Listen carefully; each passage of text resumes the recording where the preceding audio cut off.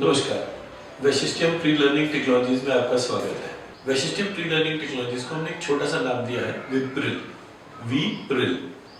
हम लोग यहाँ पर प्री लर्निंग टेक्नोलॉजीज के बारे में लोगों को बताने और समझाना है। इसके लिए हमने एक मशीन डिजाइन करी जिसका हमने नाम रखा विप्रिल ई स्मार्ट। इस विप्रिल ई स्मार्ट की आवश्यकता क्यों थी? हमारे ग्रुप में 5 लोग हैं। Shri Girish Srivastava, doctor Pankaj Swami, he is primarily PhD in nanotechnology. Mr. Vipin Jain, he is having some 26 years of business finance experience. Mr. Prashant Verma, he is a computer engineer and इनका काम हम लोगों के पूरे प्रोसेस में टेक्नोलॉजी प्रोवाइड करने के काम है। मेरा अपना बैकग्राउंड संस्कृत के हिसाब से है और हम लोग पुराना जो वैदिक सिस्टम था, वैदिक साइंसेस जो थी उसको आज की मॉडर्न एजुकेशन प्रोसेस से ब्लेंड करके एक प्रोसेस डिजाइन कर रहे थे।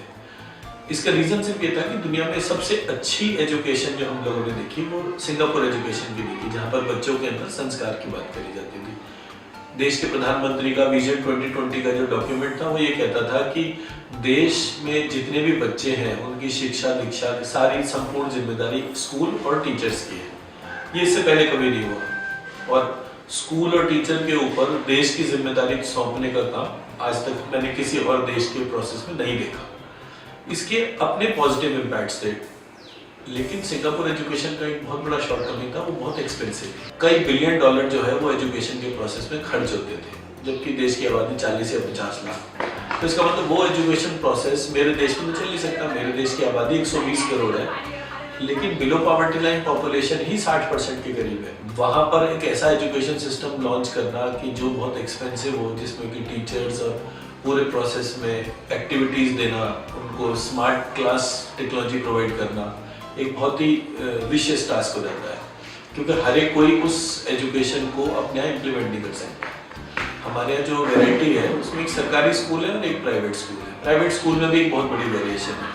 हर बड़े शहर के अंदर जो स्कूल्स हैं उनकी फीस की वेरिएशन 200 रुपये पर मंथ से लेकर 20,000 रुपये पर मंथ तक जाती है। तो क्या जो बच्चे 200 रुपये पर मंथ के स्कूल में पढ़ते हैं वो राष्ट्र के लिए इम्पोर्टेंट नहीं है?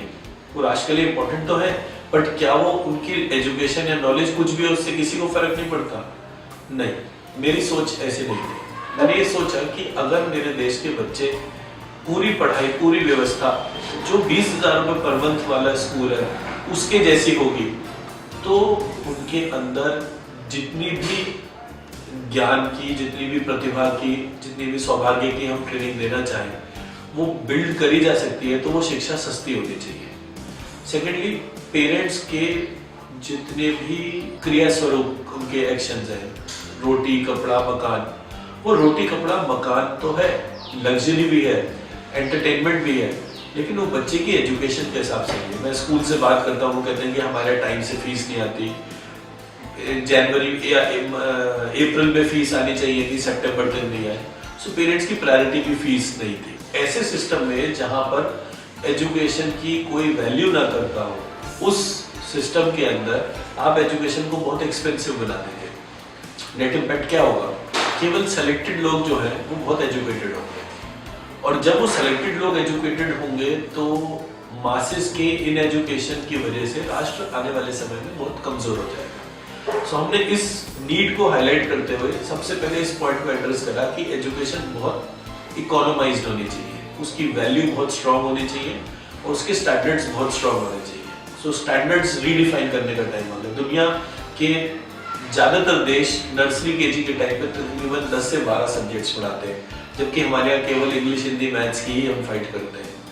विदेश में जितने भी देश हैं वहाँ बच्चों का आर्ट्स का डेवलपमेंट प्री नर्सरी लेवल से होता है, स्पोर्ट्स का डेवलपमेंट प्री नर्सरी लेवल पर होता है, साइंस का exposure, questioning ability pre nursery level से शुरू होती है, जैसा हमारे कहीं नहीं होता। और अगर होता है तो वो बड़े एक्सपेंसिव स्कूल्स में होता है। क्या छोटे स्कूल जिनके यहाँ 200 रुपये पर मंथ की फीस है, उनकी सिस्टम में वैल्यू नहीं है, उनके बच्चों की वैल्यू नहीं है। तो हमने ये मशीन जब डिजाइन करी तो एक टीचर जिसकी सैलरी 1,000 से 2,000 रुपये पर मंथ अगर है तो भी वो बच्चों को dance, art and craft, martial arts, yoga, performing arts, visual arts, ये सारे सब्जेक्ट से सिखा सकता है। और ये मशीन की कॉस्ट हमने 3 पर्टिकुलर ब्रैकेट्स में रखी, 54,000, 63,000 and 72,000 for 24 inches, 32 inches and 40 inches। हम इसको बड़ा भी कर सकते हैं, बट 40 इंचेस जो है एक एलईडी वो एक नॉर्मल 20 बाई 20, 20 बाई 30 के क्लासरूम के लिए सफिशिएंट है, जहाँ पर कि एट अ टाइम 50 से लेकर 100 बच्चे अगर नीचे बैठकर इस पूरे प्रोसेस को पढ़ रहे हैं, सो वो पूरे प्रक्रिया में अपने आप को जोड़ के कनेक्ट करके बहुत अच्छी तरह पढ़ सकते हैं। इस एजुकेशन प्रोसेस में काफी सारी स्ट्रेंथ, काफी सारी वीकनेसेस थी जो हमने नोटिस करी एग्जिस्टिंग सिस्टम के अंदर। इस एग्जिस्टिंग सिस्टम में जो सबसे बड़ी स्ट्रेंथ थी वो थी कि इसमें यूनिफॉर्मिटी थी, पूरे देश में तकरीबन एक जैसा सा ही सिस्टम चल रहा है। लेकिन ये एक जैसा सा सिस्टम जो बच्चे तैयार कर रहा है वो तैयारी बहुत इनकॉम्पिटेंट है। मतलब अगर किसान का बच्चा पढ़ रहा है तो थोड़े दिनों में वो खेत में पानी देना बंद कर देगा। अगर मैकेनिक का बच्चा पढ़ने जा रहा है तो उसको मोटर मैकेनिक बनने में शर्म आ रही है। तो ये हमने जब प्रक्रिया देखी कि बच्चों को हम लोग जो भी डेवलपमेंट दे रहे हैं उसमें जो भी वो काम कर रहे हैं उससे उनकी डिसरिस्पेक्ट शुरू कर देते हैं। बच्चा मजदूर का हो, बच्चा काम वाली बाई का हो, वो थोड़े दिनों में जब वो शिक्षित हो जाता है तो वो उस काम वाली बाई के एक्शन को रिजेक्ट करना शुरू कर देता है। जबकि हमारा जो पुराना वैदिक सिस्टम था वो क्या कहता था कि शिक्षा विनम्रता से होती है। अगर शिक्षा विनम्रता नहीं देती तो वो शिक्षा नहीं होती। तो हमारा सिस्टम कितना अजीब सा हो गया। मेरे यहाँ बच्चे स्कूल में जाते हैं, उनके यहाँ फाइट क्या चलती है, ये तो प्राइमरी स्कूल की टीचर है, मैं तो सेकेंडरी स्कूल की टीचर हूँ। एक प्रॉब्लम तो प्राइमरी बच्चों को पढ़ाना उतना सम्मानीय नहीं है जितना कि सेकेंडरी स्कूल के बच्चों को पढ़ाना। फिर टीचर्स का आपस का कंपटीशन, मैं ये तो आर्ट्स की टीचर है, मैं साइंस की टीचर हूँ या मैं मैथ्स की टीचर हूँ। और सबसे बड़ी इस देश की विडंबना देखिए कि हिंदी की टीचर को कभी स्कूल में वो सम्मान नहीं मिल पाया जो स्कूल के अंदर इंग्लिश की टीचर को मिलता है। तो हम कौन से सिस्टम को रन करने जा रहे हैं? ऐसा सिस्टम जो पहले दिन से एक दूसरे के प्रति, एक दूसरे सब्जेक्ट के प्रति, एक दूसरे अंग के प्रति जो है एक विद्रोह की भावना जागृत करता है। जबकि शिक्षा का पूर्ण उद्देश्य क्या होता है? व्यक्तित्व का विकास। तो व्यक्तित्व कैसे होगा? ये तो अंग के बारे में बात हो गई। जब हमने इस पूरे सिस्टम को देखा तो हमने देखा कि हमारा सबसे बड़ा जो कंपटीशन आ रहा है वो टीचर से आ रहा है। टीचर्स को नॉलेज नहीं है, वो इनकॉम्पिटेंट है। बट क्या आज की तारीख में हम अपने देश के सारे टीचर्स को बदलने की क्षमता रखते हैं? नहीं। तो हमें उनके साथ में चलना है। तो अगर हमें उनके साथ में चलना है तो क्यों ना दोस्त की तरह से चले, एक ऐसा दोस्त जो हमें हर कदम पर हमारे साथ में मिलकर हमें सपोर्ट करता है। तो हमने नोटिस करा कि ऐसी क्या क्या चीजें हैं जो हमारे दोस्त के हिसाब से कॉमन है। तो हमें कॉमन चीजों में मिला मोबाइल फोन। तो हमने कहा मोबाइल फोन में इतनी सारी एप्लीकेशन आजकल एंड्रॉइड में आ गई है, पर जरूरी तो नहीं है हर एक को हर एक एप्लीकेशन पहले से पता हो।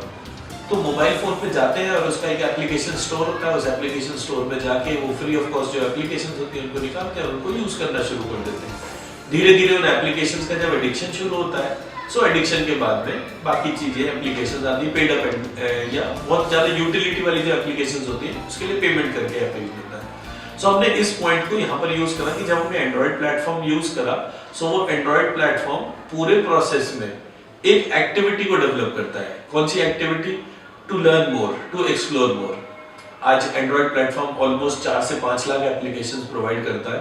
तो हम जब वो 4 से 5 लाख एप्लीकेशंस को देखते हैं, सो वो सारी की सारी एप्लीकेशंस हमारे ओवरऑल प्रोसीजर में, मुझे जापानीज सीखनी है, मुझे चाइनीज सीखनी है, मुझे एंटरटेनमेंट को देखना है, मुझे एजुकेशन के प्रोव्यू देखने हैं, मुझे इंग्लिश का उच्चारण देखना है, मुझे इंग्लिश और हिंदी की राइटिंग स्किल्स देखनी है।